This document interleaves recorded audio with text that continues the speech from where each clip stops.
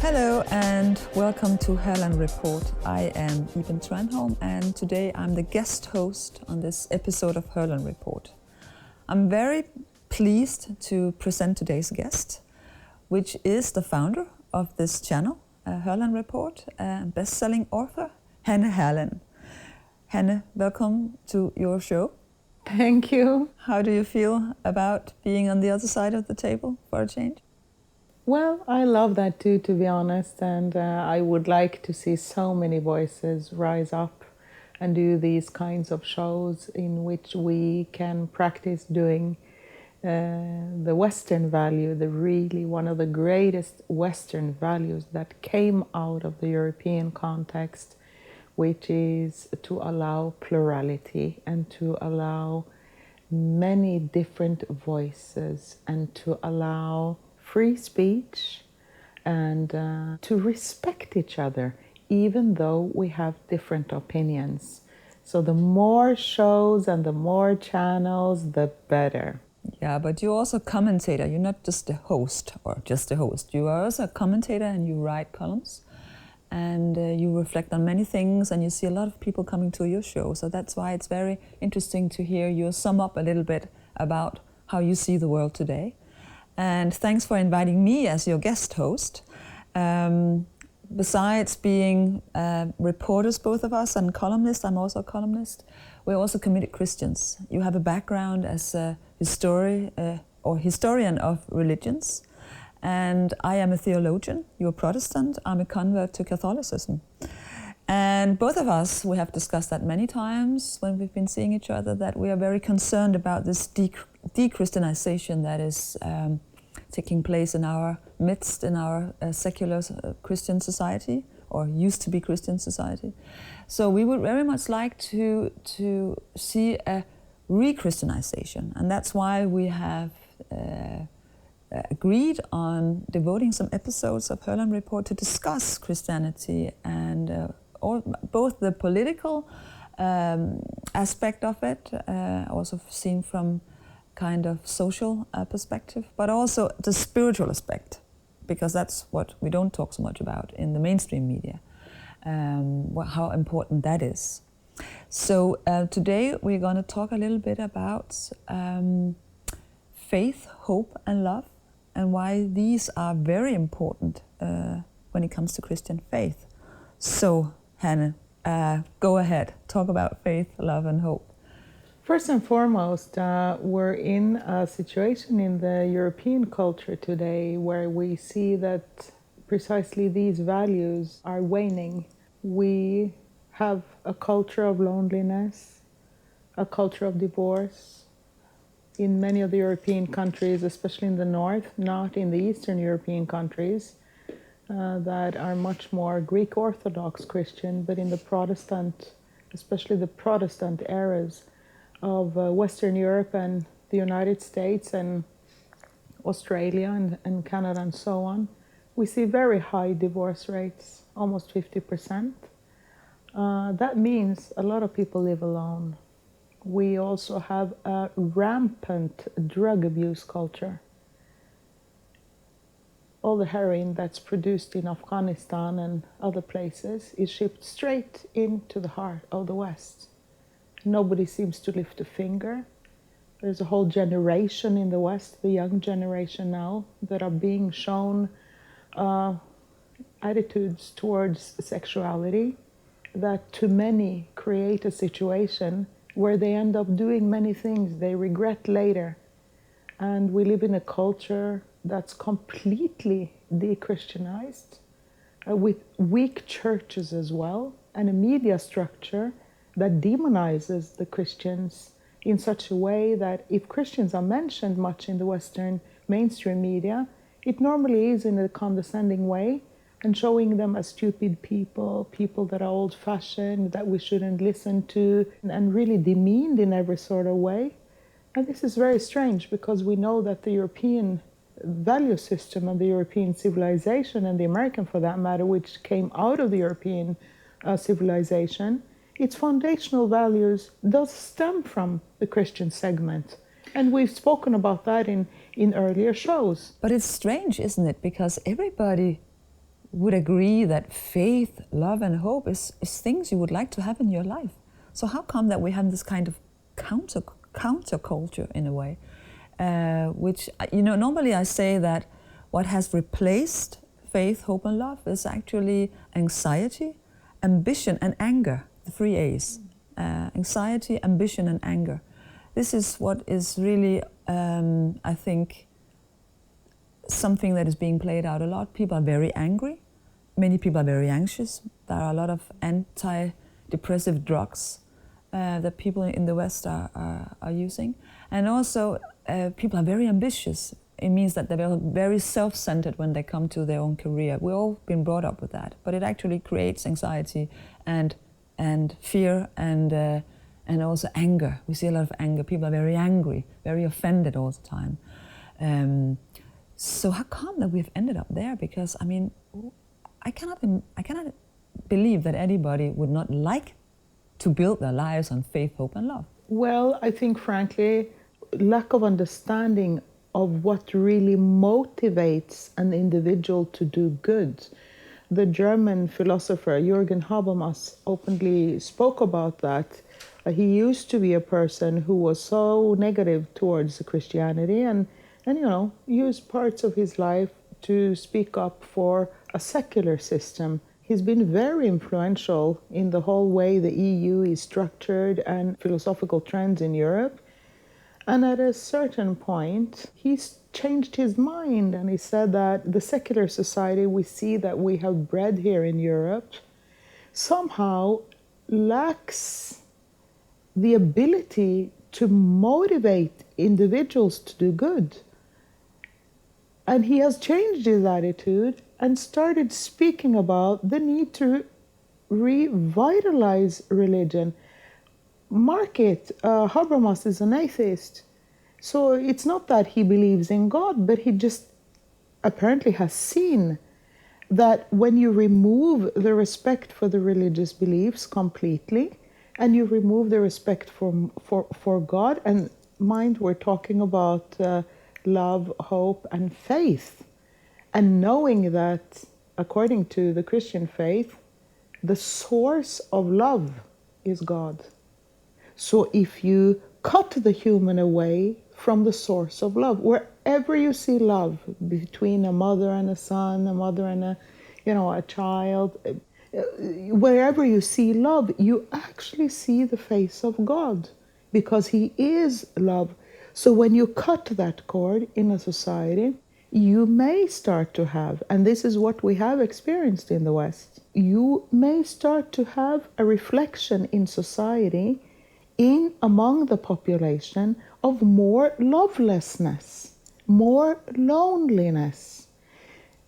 We say in Christianity that God is the Father. This is hard to explain, but these are like metaphysical, deep thoughts, philosophical thoughts that have defined our culture. And we have spoken of God as the Father that loves His child, and the child is the human being. If you cut the child away from the love of the father, of his father, or his parents for that matter, his mother, something deeply psychological happens in that child, and that child becomes existentially alone in the world.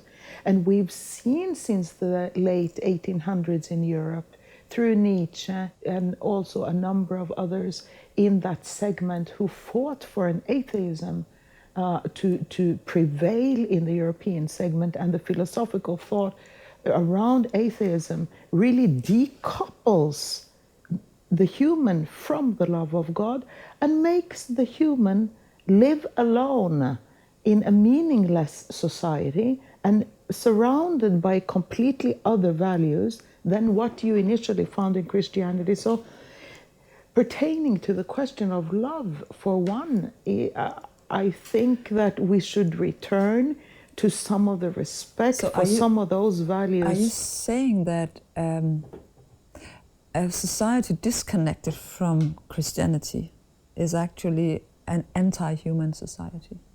Or a society where you see a certain dehumanizing because we're no longer connected to what makes us human beings, which is that we are created in the image of God, and we are capable of, loving other people and to have hope and faith, which is actually the way we can resemble God and we can put God's life out into the world. I do think that when you look at societies that decouple from the ideal of love and really stop struggling to be a society that is filled with compassion for the weak and solidarity with the weak, for example, which, by the way, is something we see the whole Bible being filled with. When you study what made God so angry in the Old Testament, it was always when the Israelis at that time did not take care of the orphan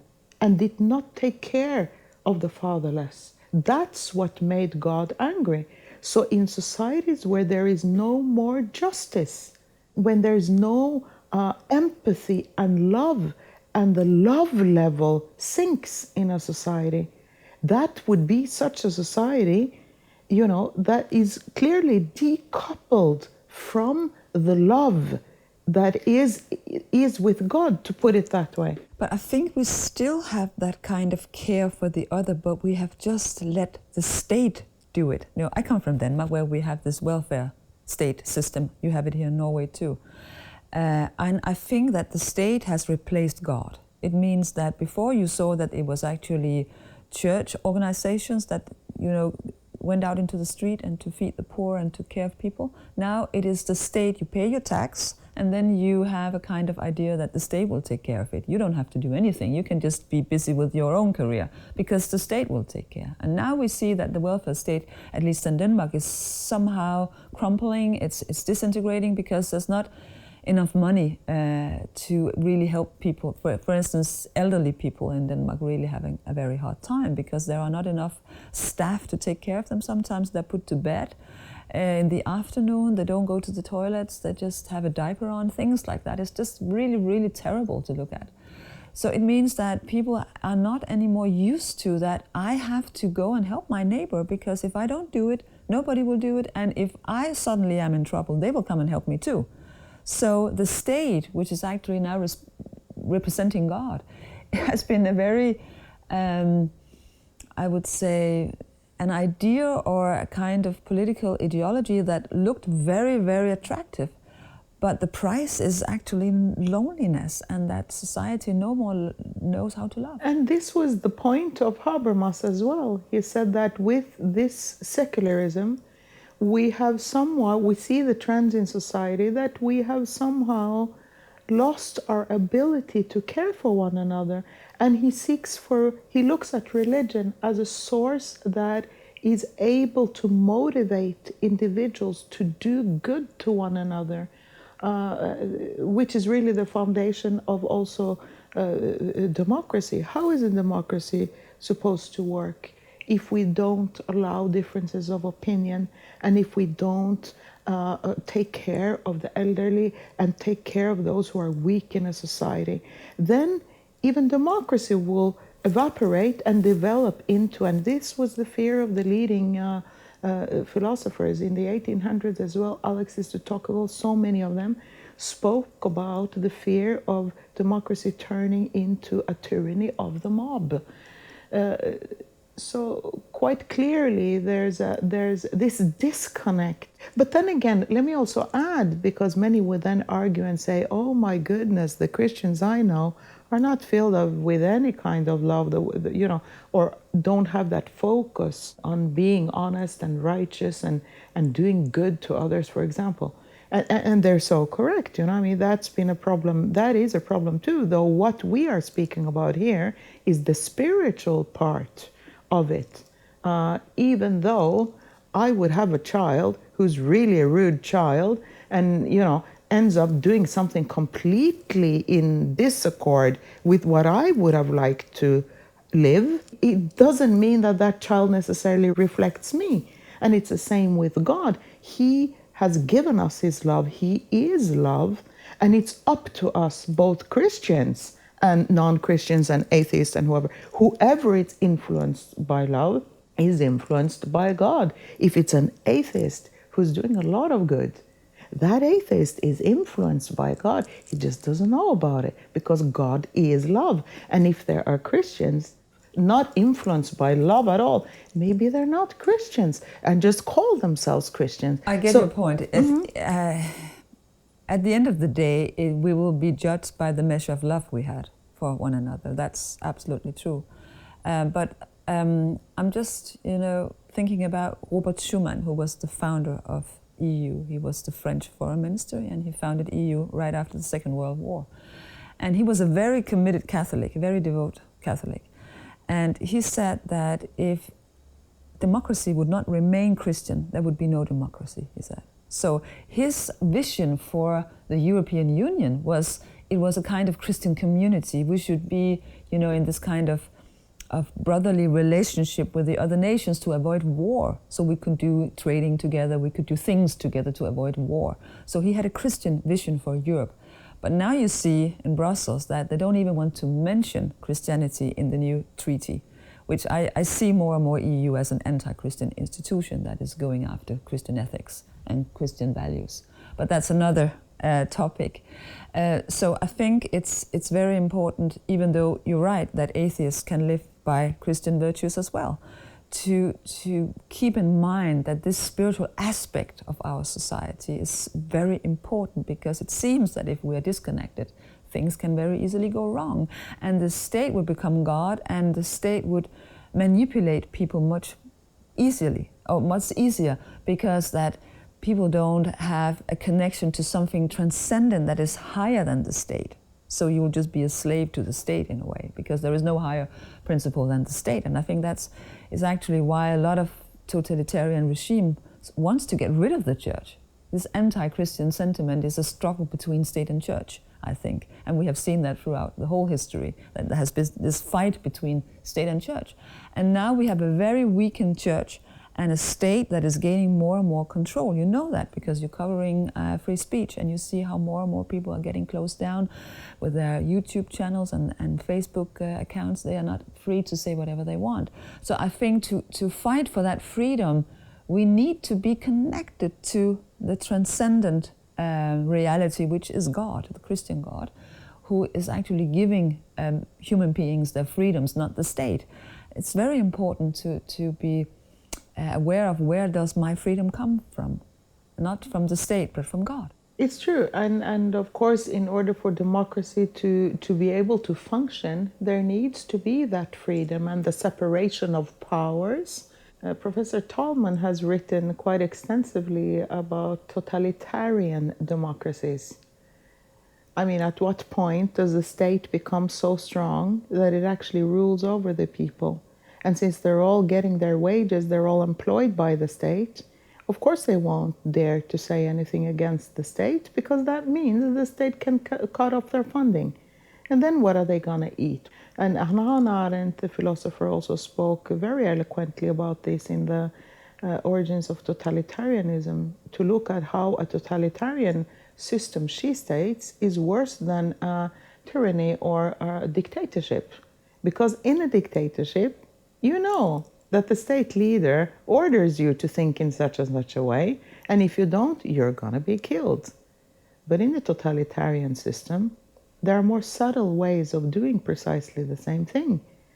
And in a totalitarian system, the aim is to control every single fabric of your individual life. What you think about sex, how you view family, who you're married to almost, how you raise your children.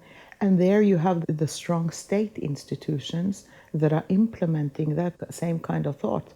But since we're having a program and talking about faith and hope, this kind of system has produced this faithless system, and this faithless society has produced a culture of depression.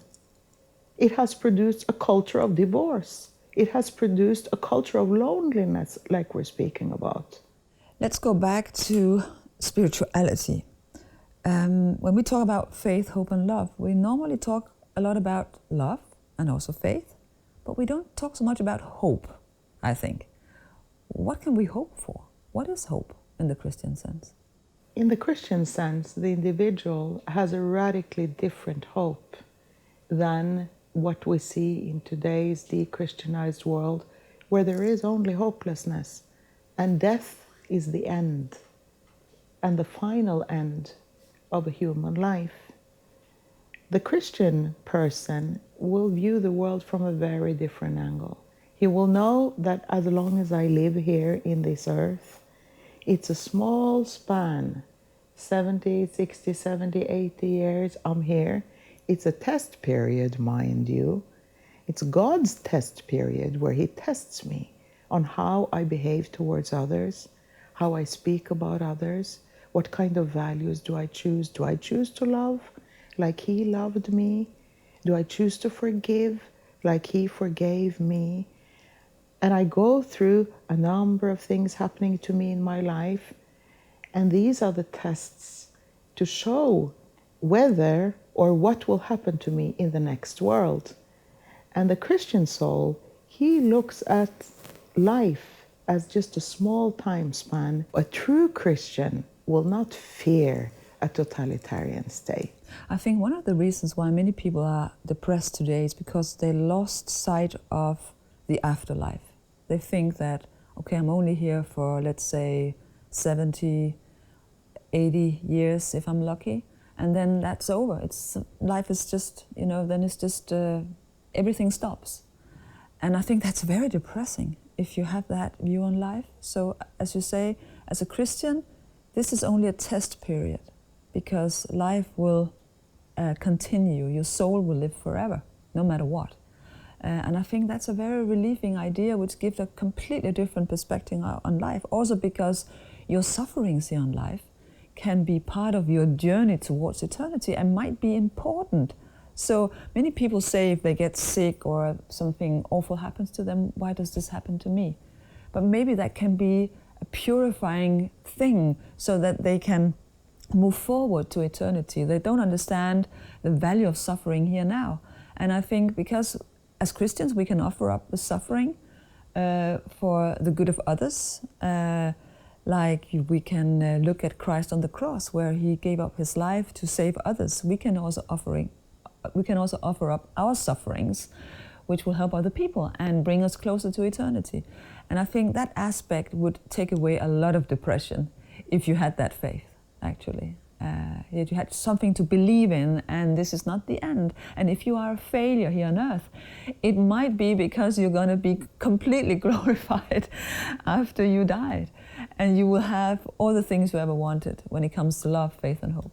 And another element which is very interesting too, I have a good Muslim friend, and I asked her one day, so, would you marry like a Norwegian or a Westerner, or who do you want to marry? She says, I can tell you one thing, I'm not going to marry somebody who doesn't believe in God's doomsday. The day which Christianity also speaks about, and also Islam, that after death, we will all face the consequences of our actions. And she says, I wouldn't dare to marry somebody who doesn't believe in the afterlife, because who knows how he would treat me in this life and cheat on me and everything, since he obviously doesn't believe there will be a doomsday. And this element too is also soothing to those who know of the spiritual truths of the spiritual world, because the thing is, if you suffered in this world, somebody did evil to you, and you suffered unrightfully so. And for many of those who live in war-torn countries where other nations maybe have attacked them, and it causes millions of civilians have to flee those areas, and they wonder, what did we do? They can also rest assured that God sees everything, and there will be a judgment on whatever we all do.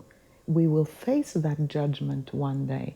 So in this world, it might look, some people are very rich and, billionaires and whatever, and they spend all their money to do evil to others. Well, there is one above them, and He will judge them. And this brings a serious element into the world, and it brings also an element of righteousness, because that is right. It's right that those who do evil are gonna be judged in the court of law. And the court of law we're talking about at this particular point is God's court of law. And then it doesn't matter how many billions you have, because what matters on that day is that you did the right thing, and the thing that you felt in your heart, that you loved your God and that you loved your neighbor, or you loved the people around you, and you were honest and you lived in a as righteous way as possible while you were living. And when you did wrong, you asked for forgiveness. That kind of humility and that kind of meekness is what we should have more of, I think, today. These topics are worth talking about for an eternity, Hanne, but unfortunately we have to end this episode. But thank you so much, and we're doing more episodes on the Christian themes, like another episode on love. So stay tuned, and thank you so much for contributing to your own program. It was a pleasure. Thank you.